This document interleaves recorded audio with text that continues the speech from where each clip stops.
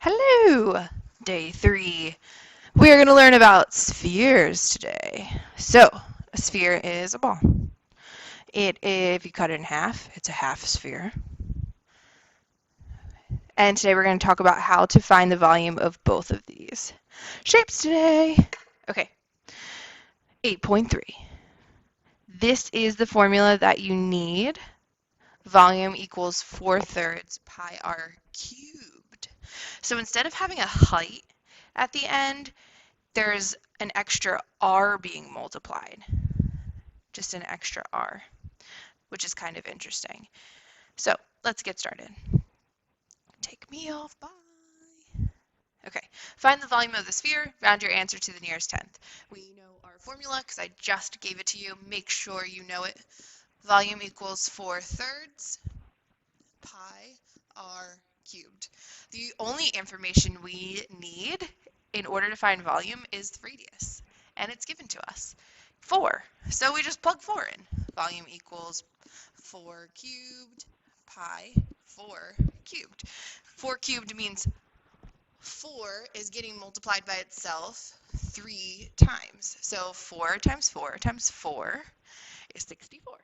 So we've got volume equals 4/3 pi times 64. And we're going to simplify. First you can do pi times, 4/3 times 64 and see what you get.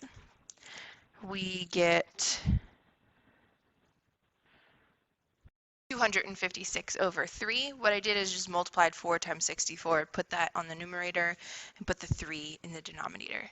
So then you can approximate by doing 256/3 times pi, and it says to round to the nearest tenth, so we get our volume is approximately 268 and 1/10, and it gave us units of centimeters, and since it's asking for volume, it's cubed. Let's go to the next one. The next one, it gives us the volume, we need to find the radius.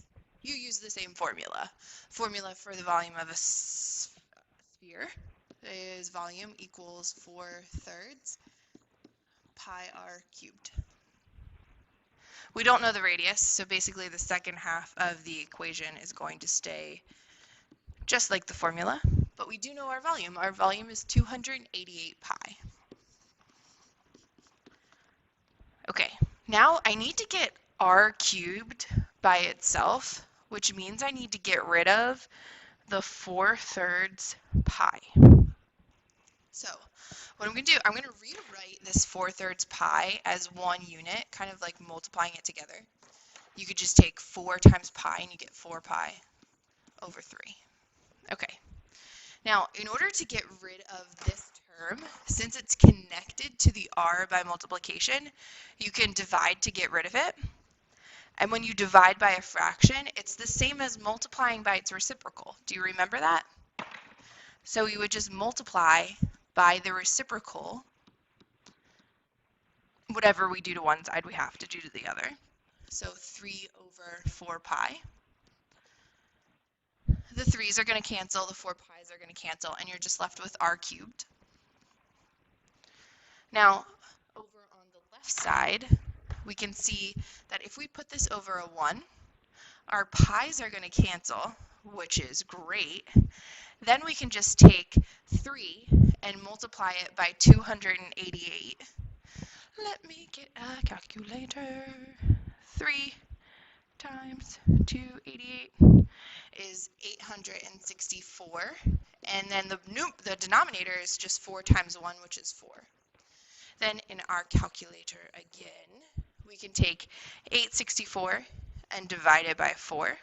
We get 216 r cubed, and I hope all of you are so excited because how do we get rid of the cubed? We have to cube root it. So we're going to cube root on both sides. And I hope you remember what the cubed root of 216 is. Pause the video if you 6! Yay! We found the radius. Okay, are there units? There are units. Inches cubed, it says in the volume.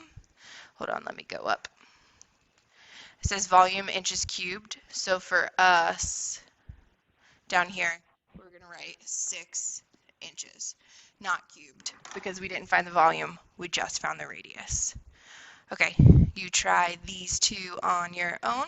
Pause the video and try it. Have fun.